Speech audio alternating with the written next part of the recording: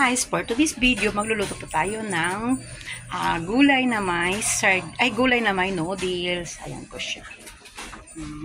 Kamatis, sibuyas, dahon, and noodles. Ayan.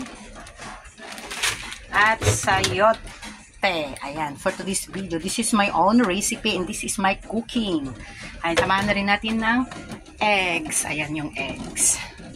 Babalatan natin at isasahog. So tara guys, lagay na natin ang kamatis. Kamatis. And then sibuyas. Ayan. Antayin natin ano guys, kumulo. 5 minutes. Para healthy food naman ang ating makakain, din puro karni. Basta makapagluto tayo ng mga gulay sa ating bahay, okay na rin kasi mas kailangan natin yan sa ating katawan kasi healthy food po siya guys. Okay? Kumukulo na siya. Ayan. Ilasan natin.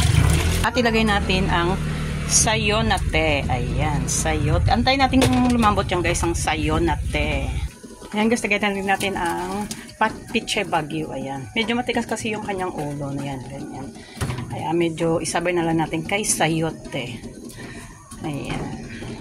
Lagyan natin ng magic.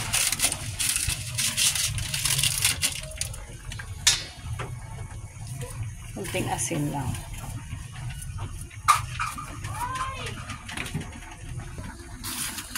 Lagyan natin cubes.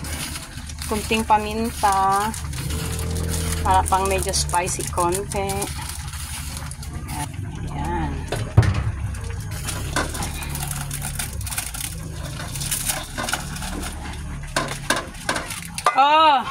Lagyan natin si noodles. Kunting noodles lang yan guys kasi kakain ng mga anak ko. Kami lang kakain. Ayan guys, si Mekos natin. Mekos. Wait lang. Minutuno yung seasoning ng beef cubes. Tayo natin guys mga 5 minutes. O diba, healthy foods na siya. Yummy. Ay, karang gutom na ako. At ilagay natin yung egg. O diba, yummy flavor.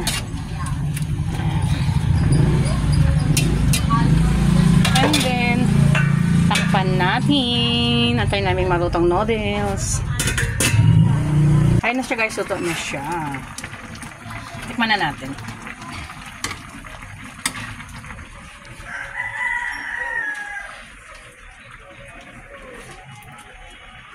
Okay.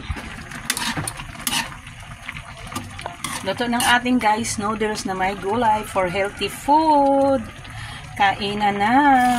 Thank you for watching guys.